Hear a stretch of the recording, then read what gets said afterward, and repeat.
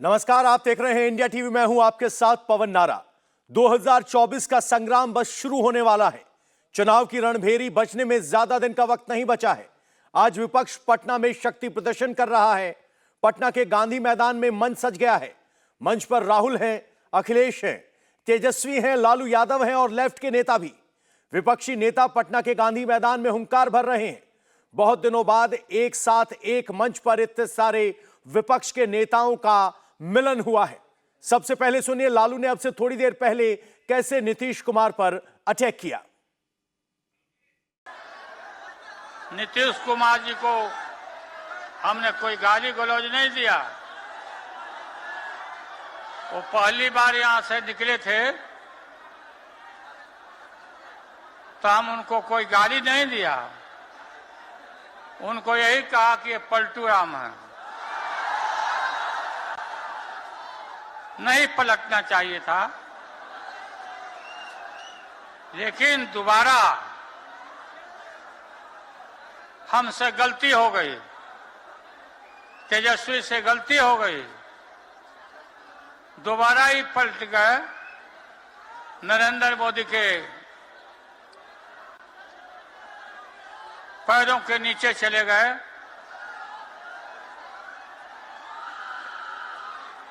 हम देखते हैं कि ये टेलीफोन में एक से एक डांसर बनाता है, कोई माला जावा कर रहा है, कोई कुछ।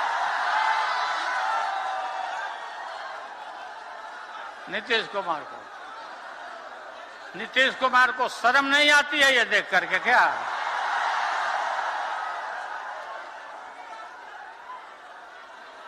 दिन में पेट को उभरा रहे हैं, इधर तक देख रहे हैं कि शरीर भी काम नहीं कर रहा नीतीश कुमार का। आज के गांधी मैदान का और आप लोग का जुटान देख करके और भी पता नहीं क्या क्या उनका कौन बीमारी और पैदा ले लेगा। गांधी मैदान का आज का ये रैली मैं आह्वान करता हूं कि आने वाला जो चुनाव है, लोकसभा का चुनाव, इसमें भारतीय जनता पार्टी को नस्तानाबूद कर देंगे हम।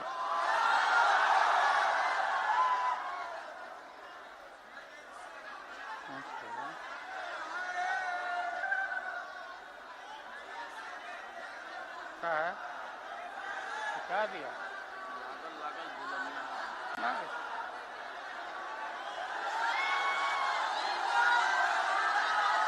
बताइए, नीतीश कुमार बिना तेजस्वी को मालूम हो गया था कि राजभवन में नरेंद्र मोदी से राज्यपाल ने वहां समय देकर के बात कराई, लोग बात कर लिया था।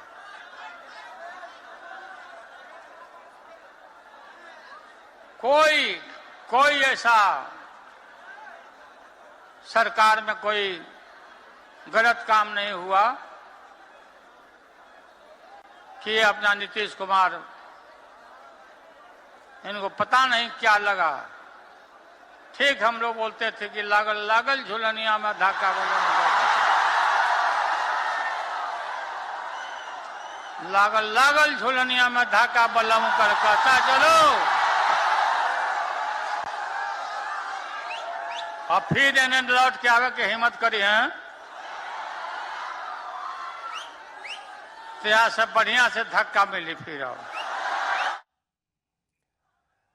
लालू यादव अपने चिर परिचित अंदाज में नजर आए तो वहीं अब से थोड़ी देर पहले पटना के गांधी मैदान में तेजस्वी यादव ने महारैली को संबोधित करते हुए मोदी सरकार और बिहार की मौजूदा गवर्नमेंट पर जोरदार अटैक किया। सुनिए तेजस्वी का हमला क्या कहता है। बीजेपी के लोग जगह जगह तोड़ फोड़ करते रहते हैं, स्थिर सरकारों को तोड़ लिया जाता है। अरे कुछ विधायक इधर से उधर कर दे, कोई फर्क नहीं पड़ने वाला है। लेकिन जनता को कहां से खरीदेंगे? जनता जवाब देगी। जवाब दीजिएगा ना। कुछ लोग डर के कारण, कुछ लोग लालच के कारण घुटने टेकते हैं मोदी जी के आगे, भाजपा के आगे। लेकिन मुझे गर्व है अपने पिता पर कि कितने बड़े से बड़ी भी विपदा आई, कितना भी डराया गया, कितना भी कोशिश किया झुकाने का, लेकिन हमारे पिता ने लड़ने का काम किया, कभी झुके नहीं, कभी डरे नहीं। और हम विश्वास दिलाते हैं जब लालू जी नहीं डरे तो उनका बेटा डरेगा। लड़ेंगे आखिरी सांस तक। तेजस्वी यादव जन आशीर्वाद यात्रा के बाद, जन विश्वास यात्रा के बाद आज पटना के गांधी मैदान में रैली कर रहे हैं।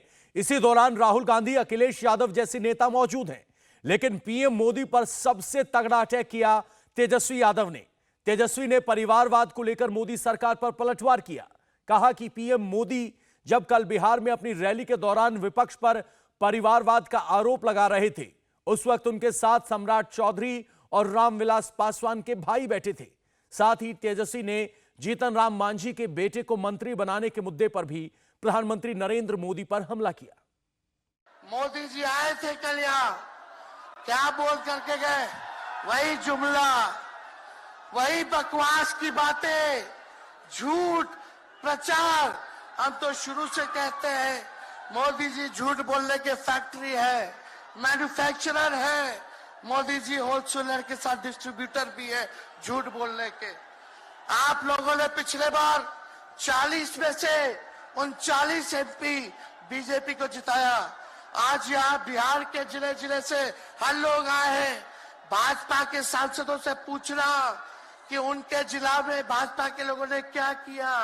बताओ, मोदी जी ने कोई कारखाना दिया, कोई नौकरियां दी, पलायन रोका, गरीबी मिटाई, क्या महंगाई कम की? कहां से फिर बिहार को विशेष राज्य का दर्जा देना था, वो भी नहीं दे पाए। बोलते परिवारवादी लोग हैं, परिवारवादी लोग हैं। अरे पीछे सम्राट चौधरी बैठे हुए हैं, रामविलास पासवान जी के भाई बैठे हुए हैं, पारस जी, कई नेता बीजेपी में परिवारवाद के लोग हैं, तो वहां इनको परिवारवाद नजर नहीं आता है। मांझी जी का बेटा को मंत्री बना दिए, वो परिवारवाद नहीं है। तो इसलिए ज्यादा कुछ इन लोगों पे हम नहीं कहेंगे। प्रधानमंत्री नरेंद्र मोदी के बाद तेजस्वी यादव के निशाने पर नीतीश कुमार आए, जोरदार अटैक किया। तेजस्वी ने कहा कि नौकरियों को लेकर पिछले 17 साल से जो नहीं हुआ वो उन्होंने 17 महीने में कर दिखाया। 5 लाख लोगों को पटना के इसी गांधी मैदान में नौकरियां दी, लेकिन अब नीतीश कुमार इसका क्रेडिट ले रहे हैं। आप सब लोग जानते हैं चाचा जी पलट गए, लेकिन पलट गए तो जहां भी रहे सुखी रहे। आप लोग तो जानते हैं, हम आपसे पूछना चाहते हैं, सबसे पहली बार आपने किसके मुंह से सुना था 10 लाख नौकरी का? पटना में, बिहार में पोस्टर लगवाने हैं नीतीश कुमार जी। हमारे आदरणीय हैं, हमारे चाचा हैं, हम उनका आदर करते हैं, सम्मान करते हैं, बुजुर्ग हो गए, लेकिन पोस्टर लगवा रहे कि रोजगार मतलब नीतीश कुमार। ये वही नीतीश कुमार जी हैं जब 2020 में हमने वादा किया था कि 10 लाख सरकारी नौकरी देंगे, तो मुख्यमंत्री जी ने कहा था कहां से आएगा पैसा? अपने बाप के पास से ला करके वेतन बांटेगा? असंभव है।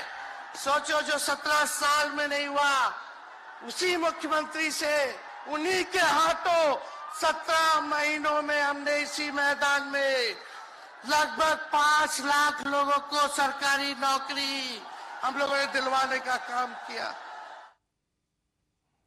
पटना में हो रही इस महागठबंधन की रैली में राहुल गांधी भी बोले। राहुल गांधी ने मोदी सरकार पर निशाना साधा, कहा कि आज देश में नफरत फैल रही है, आज विचारधारा की लड़ाई जारी है। राहुल ने कहा कि देश में जब भी बदलाव आता है तो इसकी शुरुआत बिहार से होती है। राहुल ने बिहार को देश का राजनीतिक नर्व सेंटर बताया। देश में जब भी बदलाव आता है वो बिहार में तूफान शुरू होता है। यहां से तूफान बाकी प्रदेशों में जाता है। ये बिहार जो है देश की राजनीति का नर्व सेंटर है, यहां से ही शुरुआत होती है। आज देश में विचारधारा की लड़ाई है। एक तरफ नफरत, हिंसा, अहंकार और दूसरी तरफ मोहब्बत, भाईचारा और एक दूसरे की इज्जत। जैसे मैंने यात्रा में कहा, अगर आप गठबंधन को समझना चाहते हो, एक लाइन में समझा जा सकता है, नफरत के बाजार में मोहब्बत की दुकान खोलते हैं हम। राहुल गांधी ने इसी मंच से मोदी सरकार पर अटैक करते हुए कहा कि सरकार ने किसानों और युवाओं के साथ अन्याय किया। राहुल ने कहा कि देश में किसानों का कर्ज माफ क्यों नहीं हुआ। राहुल ने पटना के गांधी मैदान से बेरोजगारी का मुद्दा एक बार फिर उठाया। देश में अन्याय है, अन्याय युवाओं के खिलाफ अन्याय, आप सबके खिलाफ अन्याय, किसानों के खिलाफ अन्याय, सामाजिक अन्याय, आर्थिक अन्याय। प्रधानमंत्री जी 2-3 बड़े अरबपतियों के लिए काम करते हैं, 2-3 लोगों के लिए काम करते हैं। उनका 16 लाख करोड़ रुपया प्रधानमंत्री ने पिछले 10 सालों में माफ किया है। मैं आपसे पूछना चाहता हूं, उन्होंने हिंदुस्तान के किसान का कितना कर्जा माफ किया? हिंदुस्तान के मजदूरों का कितना कर्जा माफ किया? इसीलिए देश में नफरत फैल रही है। 40 साल से सबसे ज्यादा बेरोजगारी आज हिंदुस्तान में है। क्यों? क्योंकि बीजेपी ने छोटे व्यापारियों को, किसानों को, स्मॉल और मीडियम वाले बिजनेसेस को नष्ट कर दिया है।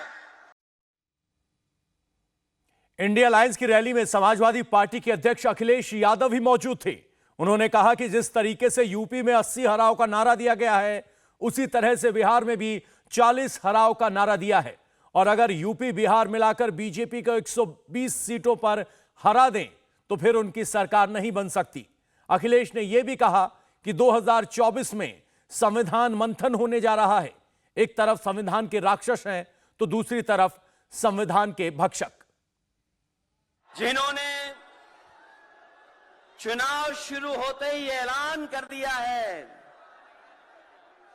कि अगर उत्तर प्रदेश 80 हराओ का नारा दे रहा है, अगर उत्तर प्रदेश 80 हराओ का नारा दे रहा है तो बिहार भी पीछे नहीं है। 40 हराओ का नारा यहां से भी निकल करके जा रहा है और अगर यूपी और बिहार मिलकर के 120 सीट हरा देंगे तो भारतीय जनता पार्टी का क्या होगा?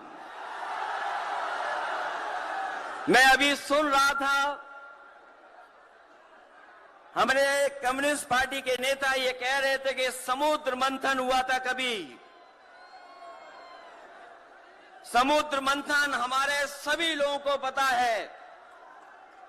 समुद्र मंथन के दौरान क्या हुआ है, लेकिन इस ऐतिहासिक मैदान में मैं कहना चाहता हूं कि 2024 में संविधान मंथन होने जा रहा है। एक तरफ वो लोग हैं जो संविधान बचाना चाहते हैं, संविधान के रक्षक हैं, और दूसरी तरफ वो लोग हैं जो संविधान के भक्षक हैं, संविधान को खत्म करना चाहते हैं।